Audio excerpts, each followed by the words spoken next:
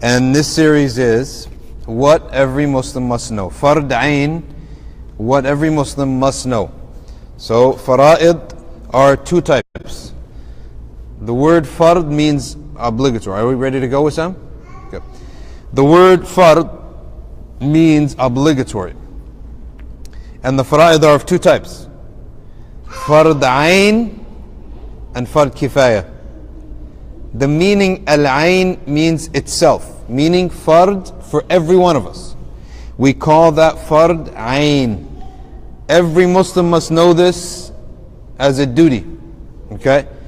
And then there's fard kifaya, which means fard on the whole community. What's an example of fard kifaya? Example of fard kifaya is ru'yat al-hilal, right? That every month, and really in particular every month, the kids, maybe they want to play in the gym. If they want to play in the kids, if you have little kids, so that everyone else could pay attention, they should play in the gym, or maybe the back room. Okay, good. So it's obligatory in every month. Why is it obligatory in every month?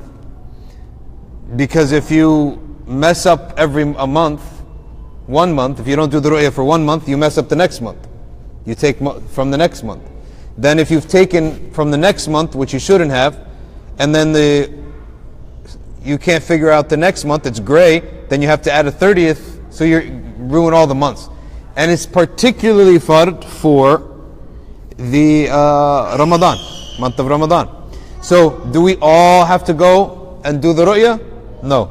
Only some people have to go do the ru'yah as long as they're trustworthy. They see the hilal and they announce sabatat al-ru'yah, and then we all fast or pray, break your fast, pray. So that's called fard kifaya. What's another example of fard kifaya?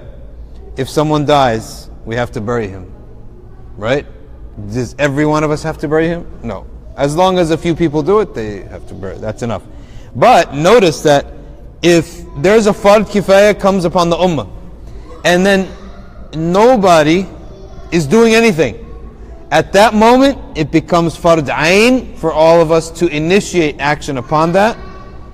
Alright? So long as we have knowledge of how to do it. And then as soon as some people start doing it, then it's no longer fard on everyone else. So for example, someone passed away right here and we have to bury him. We're all sitting here, no one's burying him. It becomes fard ain on all of us to initiate action.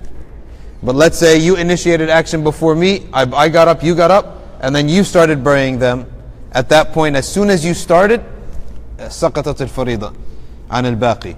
That means the obligation is gone from the rest of the people. So this is the two types of fara'id that we talked about and that this class is about. Fard ain and fard kifaya. Now, when we talk about obligation, there's a limit.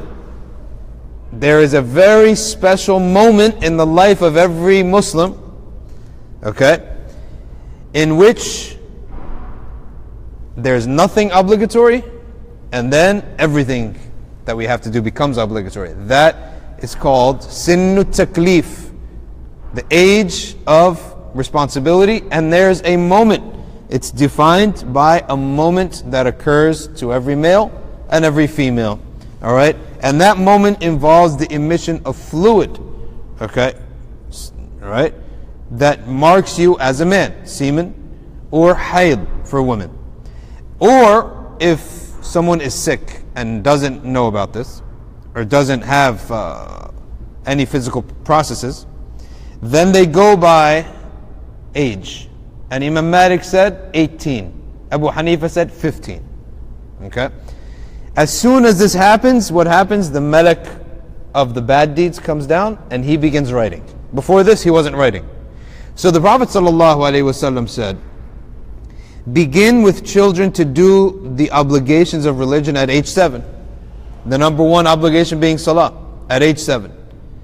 But be very strict with them at age 10. So that if Sinul Bulugh at-taklif occur, taklif means responsibility, bulugh means maturity, occurs at 14 or 12 or 13, maybe 11 even.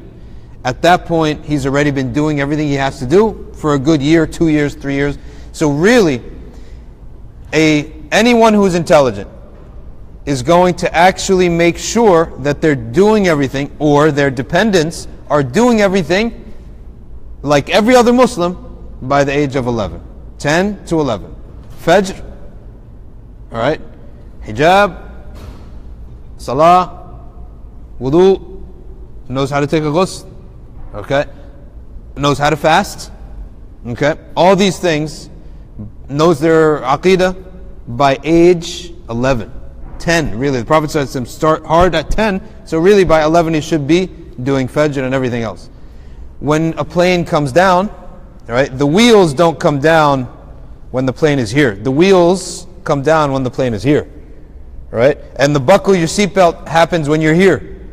And everything happens so that when you land, everything is smooth, okay? So this is what.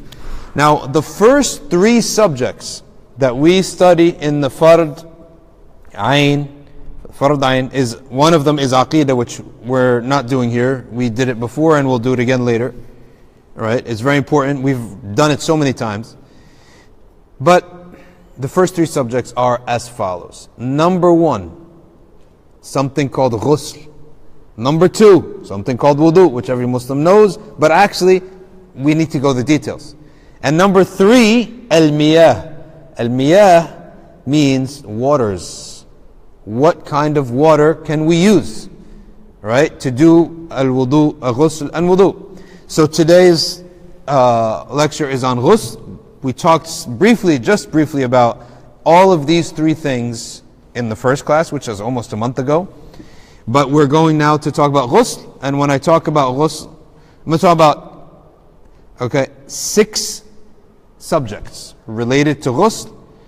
And I'll briefly go over the wudu where necessary when we talk about this. Number 1, what incidents require someone to make a ghusl? Okay?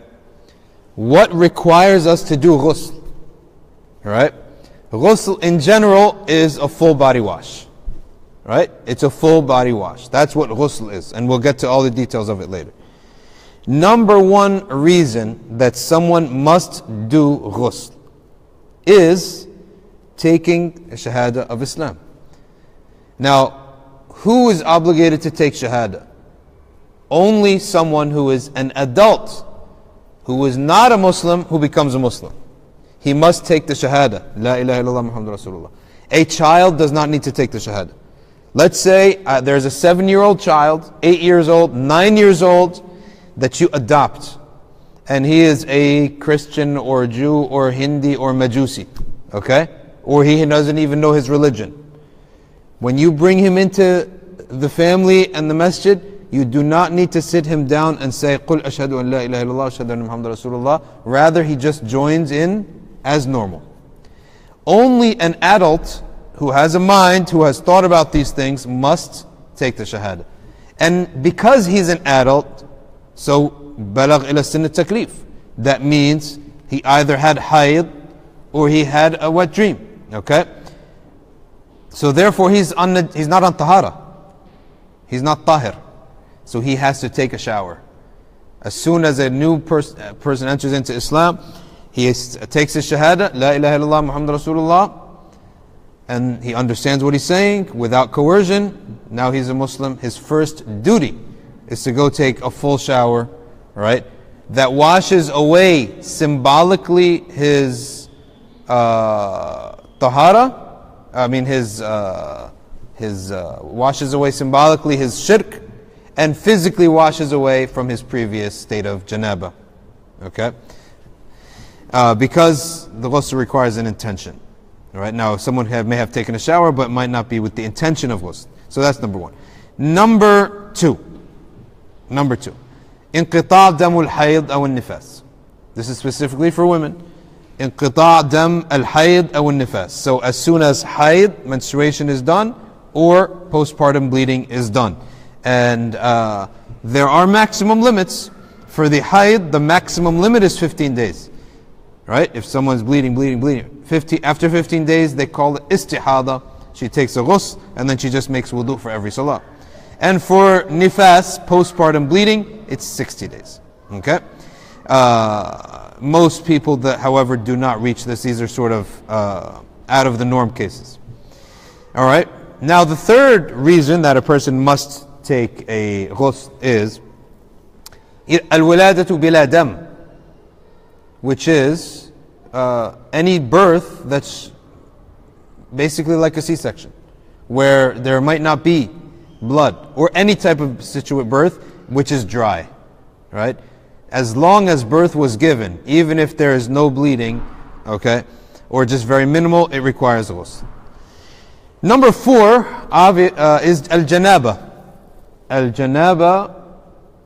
Janaba is caused by any penetration of the male organ into the vagina of a woman, even if there's no semen coming out.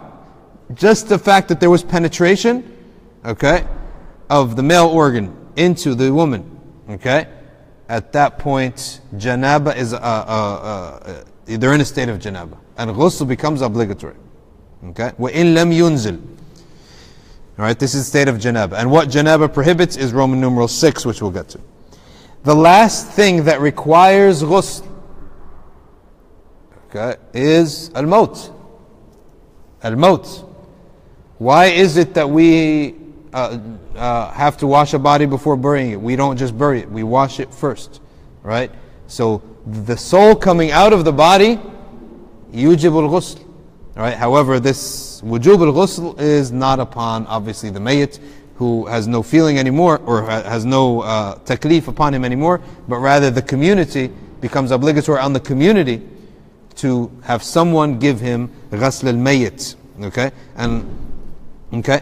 So that is Roman numeral 1, what obligates ghusl. Any questions so far? Alright. Regarding wudu, what obligates wudu is anything that comes out of the front and the back. And as we said, there are different types of sleep. Heavy sleep would obligate ghusl. All right. So this is what would obligate wudu, and this is what obligates wudu is anything else that comes from the front and the back. Okay. Next, when is ghusl a sunnah? This is also part of what obligates ghusl. But now, when is ghusl a sunnah? There are certain times when it's sunnah to take a ghusl. Like what? Salatul Jum'ah. You go to Salatul Jum'ah every Friday, a person should make ghusl. And one time a man came to the Prophet came to Jum'ah late, and Umar ibn al-Khattab said, "Ayy waqtin hada?" He said to the man, he was a prominent Sahabi, but he came to Jum'ah late. Umar ibn al-Khattab qala, "Ayy waqtin hada?" What kind of time is this to come to Jum'ah? And you're one of the elders of the Sahaba. You're coming to Jum'ah late? If you come to Jum'ah late, then what about everyone else?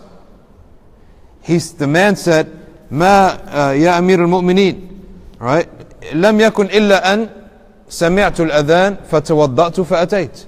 I heard the adhan, so I made wudu and I came. And Sayyidina Umar said, "Wal-wudu'u aydan وقد علمت أن النبي صلى الله عليه وسلم قد فرض الغسل." Right? And you make wudu as well for Jum'ah, and you know the Prophet ﷺ told us to make ghusl. Right? So, in this case, actually, Umar ibn Khattab, he knows, person could have made ghusl early in the morning, and then went to work, went to the bathroom, then made wudu. But Umar was making a point to the people about the importance of making ghusl for Jum'ah and coming on time. But the fuqaha make it clear to us that it is a sunnah, not a farida. What's next? How about Salatul Eid? Same thing. Salatul Eid, it is a sunnah to make ghusl. How about when you put on your ihram for umrah or hajj? It is sunnah, laysa fard.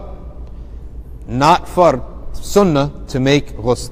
Sayyidina Umar ibn Khattab said, it is so important to differentiate between the fard and the sunnah. Sunnah which you don't have to do, you get rewarded if you do it. Because he said the Christians, what destroyed them is they mixed their fard with their sunnah until the duties of religion became so much that when they left it off, they left all of it. So that's why it's very important to separate between fard and sunnah, because sometimes people, they can't fulfill the sunnah. They should not feel that they're guilty for not fulfilling a sunnah if they can't. Yeah, Imam Malik says, "Man taraka sunnah amdan tilata hayatih." For example, if you never ever do a sunnah on purpose, Imam Malik said, "Fi khalal fi dineh." For example, salatul witr, ash-shaf' wal witr, or sunnatul fajr. It's a sunnah. However, someone who never ever does it, ever, there's something wrong in his deen at that point, because it's a major sunnah to do. It was one of the biggest sunnahs is salatul witr, shaf' and witr. So much so that the Ahnaf said one is punished for avoiding, for not doing it. Okay, he said it's not a fard prayer, but the Ahnaf said the Prophet ﷺ never left it, not while traveling, not while sick, not in any situation ever did Sayyid al-Kawnayn sallallahu alayhi wasallam skip salatul witr, which is 2 rak'ahs followed by 1 rak'ah before sleeping, okay, or after you finish salah Isha. Witr is the stamp of your salah that shows that malaika that you are done with your prayers for the day. At that time they take all your salah up. Okay, so this is why it's very important to pray with. Roman numeral 2, fara'idul ghusl. There are 5 simple obligations in ghusl. Okay, when any of the above 5 things happen, inqita' dam al-hayd wal nifas, converting to Islam, al-wilad bil dam, al-janaba, or al-maut, then there are 5 obligations. Number 1, an-niyyah. You have to make the intention for a ghusl. Okay, you got to make the intention. Of course, the Ahnaf don't have that pillar, but we're not going to talk about that. Number 2, ta'meemul jasadi bil ma', which means the entire body, the outside organ of the skin, must be touched with water. Now, what is excluded from this? Anything inside the body. For example, well, your nose is made of skin inside your nose. You don't have to do that. Inside your ear, you don't have to do that. Inside of your body, any of your holes in your body, you do not have to do in ghusl. Okay? Simply the outside, every piece, inch of skin outside the body must be covered in water. Okay? Between your toes, the hard part in the eyes, like the crevices, under the nose, behind the ears, the entire scalp, the skin of the scalp. Okay? Every single part of the body, creases, any crease that you have in your body. Number 3, ad-dalk. You also must rub the area to make how am I supposed to know that the water got there? By looking? Not necessarily. Rubbing. So you rub every part of the body to make sure that water got there. Okay? And for your back, you can use something for your back. If you can't reach with your hand, you can use something for your back. Okay? This is called ad-dalk, to rub. Number 4, at-tawali, which means continuity. So what's an example of breaking tawali? Is you began to take a ghusl, then someone came at the door, so you dried yourself, you went, it was the UPS man for a package that you've been waiting for, you signed off, you opened the package, and then you went back to continue your ghusl. If your body has become dry, you have to start over. But if you remain to be wet, okay, then you can continue. So tawali, continuity, means that a disruption occurred enough that you have become dry in a normal temperature. In a normal temperature. Then you have to go back and start over. This is called at-tawali. Number 5, takhlilu ash-sha'r, which means to ensure that water has come into your scalp to go into your hair. What happens if a woman has ponytails? Is she obligated to undo all of her ponytail and let her hair loose? Al-jawab la. The answer is no. She just has to loosen the ponytail and then let the water go inside of it so that water has come in. Okay? That suffices for her if she has a ponytail. Okay? If a man has a big thick beard, does he have to go inside of his beard? In ghusl, the answer is yes, because he's got to make sure that he touches his skin. However, in wudu, the answer is no. In wudu, he could just go over his beard, like that. If someone is scruffy, like a teenager who has, I don't know if that's a beard, or I don't even know what that is, right? There's some hair, but there's really not a beard, so they said he should just scrub it really like this, with his fingers, to make sure that he got the skin. Okay? But if it's a full thick beard, he just has to go over it like that. Okay? So those are the obligations of ghusl. Alright? Every single inch of the body is to be wet and rubbed with the intention of ghusl. Number three. Sunnahs. Sunanul ghusl. Right? What are the sunanul ghusl? Number one, if you are using a bowl or a bath, right? If you're going to a bath, and you have najasa upon you, what is najasa? Urine, semen, well, semen is different upon, but you have to wash it off, blood. If you have najasa, does it make any sense to go into a still body of water with your najasa, and then you're going to rub that on your face? No. So the first thing a person must do is wash that off. Okay? And if they are waking up from sleep, then they must wash their hands. Sleep meaning all night sleep. For example, you woke up and you want to take a bath from sleep. The Prophet ﷺ said, فَلَا يَدْرِي أَيْنَ بَاتَتْ يَدُهُ. You don't know where your hand was when you slept. You may have touched something in your body and there's najasa on your hand. Then you're going to go and put that in the water? That doesn't make sense. So wash off the hand first. And then 2, 3, and 4 involve the parts of the body inside. The parts of skin inside your body that you don't have to do. They become sunnah. Like what? Madmada. Inside your mouth. Madmada. To wash out your mouth, this is sunnah. It's not fard. How about istinshaq and istinthar? Cleaning up water inside your nose and then blowing it out. This is called istinshaq, up, and istinthar, out. That is a sunnah, it's not a fard. And then simakhul udhunain, which is the inside of the ear. The inside of the ear. Alright? That is what it is fard. In wudu, when we talk about the ears in wudu, many people make a mistake. They think it's inside the ear. It's not the inside. When we talk about the ears in wudu, we mean the outside of the ear and the ledge, to make sure there's no dust or dirtiness in the outside of the ear and the ledge. Trust me, many people who don't have Islam, they might clean their ear like once in their life. Their ears are very dirty. Their private parts are a disaster. Wal-'iyadhu billah. Right? I mean, think about this. We had a surgeon.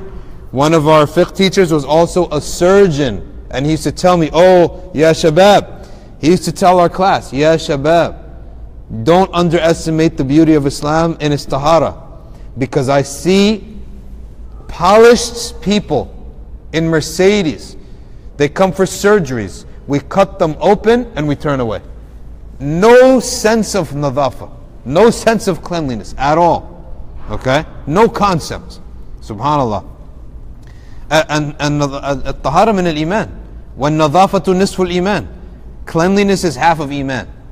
Now, if the private parts of the ummah are so clean, right? Then by nature, that's a private part that nobody sees but you, it's between you and Allah. Nobody sees that, right? And then your spouse, okay? But if that's clean, then why should everything else not be clean? Think about it by analogy. If the most private thing in your life, you make sure it's clean, then why should your kitchen table be dirty? Why should your living room floor be dirty? Why should anything be dirty? If you're that disciplined, right, then that extends to everything else. So cleanliness is really a sign. If you want to see, they say, if you want to see the status of the ummah, Go look at how clean Hajj is. The degree, if you would give cleanliness at Hajj an A, that is a grade of the whole ummah for everything. Just the cleanliness at Hajj. But if you see filth everywhere, filth, that is also a grade of the ummah, right? SubhanAllah. All right, so these are sunan al-ghusl, very simple, right? Now let's go to Roman numeral 4. Fada'il al-ghusl. Now, in every matter of fiqh, you have what makes it obligatory, which is different. What makes it obligatory, all right? The preconditions of the obligation. So what makes something obligatory, all right, is, for example, what we said. You enter into Islam, all right? That's something that makes it obligatory. But then we have preconditions. Like what? Like the time coming in. So what makes salah, let's take salah for example. What makes salah obligatory upon you? That you have reached a certain age, right? That you're a Muslim, that you're mentally sane. This makes you obligated to pray. However, right, then there are preconditions, shart al-wujub, which is that which makes the prayer obligatory for you. So for example, Salatul Isha. We're all obligated to pray Salatul Isha, but Salatul Isha has not become obligatory yet. So the timing, right? Maybe we should get into that again more clearly next week, but that's what is when we're obligated and when the matter becomes obligatory. Two different things, okay? So we look at those two. Then we look at the obligations, the sunan and the fada'il. A fadila is less than a sunnah, all right? A fadila is less than a sunnah, okay? So we'll look at what are the fada'il of wudu. Number 1. Yes. Say the question? Sorry, ghusl. Fada'il al-ghusl. Okay. Number 1. Bad bi'a'da' al-wudu ma'ada al-rijlayn. To begin with the limbs of wudu minus the feet. So when we begin our wudu, again after you've cleaned off the najasa, to begin by doing the limbs of wudu first. Okay? The limbs of wudu, which are the face, the arms, and then the head. And you leave the feet to last. Okay? Number 2. Bad'u bil-a'la qabla al-asfal. And number 3, bad'u bil-yamin qabla al-yasar. So how do you begin? With everything top. Everything above the waist first. And when you do everything above the waist, you give preference to the right side first and then the left side. So literally when you do a ghusl, first you're going to go in, you're going to clean off the awra area. Okay, the awra. You clean all the awra first. Awra being belly button to the knee. That private part, you clean that first. That's the first thing you do. Next, you do the limbs of wudu. Face, arms, and then hair. But because this is ghusl, you do your whole head. Okay? Then you do your torso. Your neck and your torso, but you begin with the right side first. All of the right, rub it down, and then all of the left, rub it down.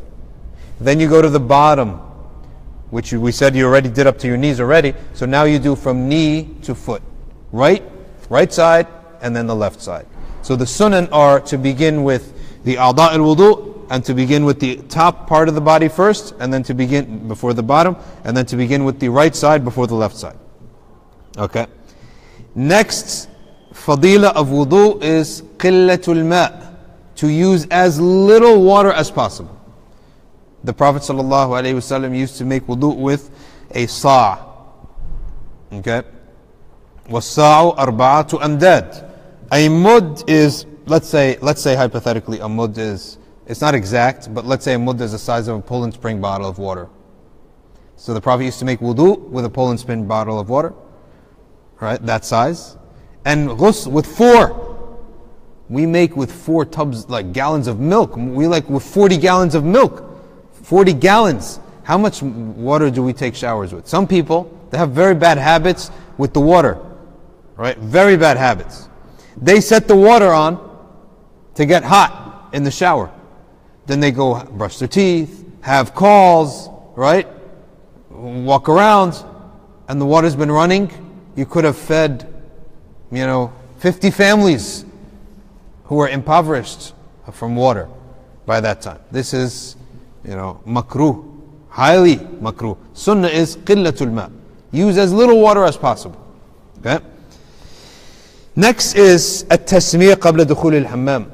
To say Bismillah before entering the hammam. And the hammam is a word that indicates the bathroom as we know it today, or the place of washing. Even if there's no toilet there, it's also known as a hammam. Okay? Next one. أن يكون الموضع طاهرا. أن يكون الموضع طاهرا. That the place that you make ghusl in is tahir. Right? Unfortunately, sometimes you have to make wudu in a ghusl in a place that's not tahir. Right? Such as a toilet, these types of toilet that's the hole in the ground. Right? It's not tahir. There's najasa right beneath you. But sometimes you're forced, but this is makruh. It's better to avoid that. Okay? And make wudu in a pure place. Every Muslim home, if there's any architects listening out there, if you're going to make homes and you're going to sell them to Muslims, you need to make a place for wudu and ghusl. A little room, doesn't have to be big. 3 minutes? Okay. Doesn't have to be big, but they should have a place for wudu and ghusl. Right? Muhammad Zakaria, the calligrapher, he built in his home a room just for wudu and ghusl. That's it. So he can recite Quran while he's making wudu. Okay? Or dua or anything. Number 9, istihdar an-niyya fi jami' al-ghusl. That you are aware that you are making ghusl for the whole time. You don't daydream and start singing an opera while you're taking your shower. You realize that you are making ghusl. Why is this? Because just like wudu, al-ghusl removes sins. Ghusl removes sins. So when your sins are being removed, there should be some presence of heart and inner awareness of that this is an act of ibadah. And the last fadila of wudu is as-samt, as-sukut. It is actually not recommended, it's fadila, it's not recommended to talk during wudu or ghusl. And it is highly makruh to talk while going to the bathroom, while you're in the bathroom. Because some people said, the malaika are forced to come in now. And they don't want to come into the bathroom. Some people say this. That the angels, they now have to come in. And they have to see you like this. And they have to smell what you're doing. Because one thing that we share in common with the angels, what is it? Smell. This is something amazing. Many people don't know this. One thing that we share in common with the malaika is the smell. And therefore, if you have any awareness of malaika, you remove bad smells and you bring in good smells. Right? You bring in good scents into the house and you remove bad scents. Prophet ﷺ used to have a mujamir. Mujamir means someone who lights coals. 1 minute. Someone who lights coals and puts wooden chips, oud, upon that coal that releases a beautiful scent. Only a few trees in the world, right? Their bark, when you burn it, it releases a beautiful scent. Okay? And the Prophet ﷺ used to have the Sahaba do this every day after Dhuhr. Every single day. Right? Every single day. So, this is very important. We have next Makruhat al-Ghusl and what Janaba prohibits. Right? What Janaba prohibits. And we have to do this after Salat al-Maghrib. Time for adhan now. So, make sure if you have any questions to write them down. We will do parts 5 and 6 and then Q&A after Salat al-Maghrib. Subhanakallahumma wa bihamdik. Nashhadu an la ilaha illa anta. Nastaghfiruka wa natubu ilayk.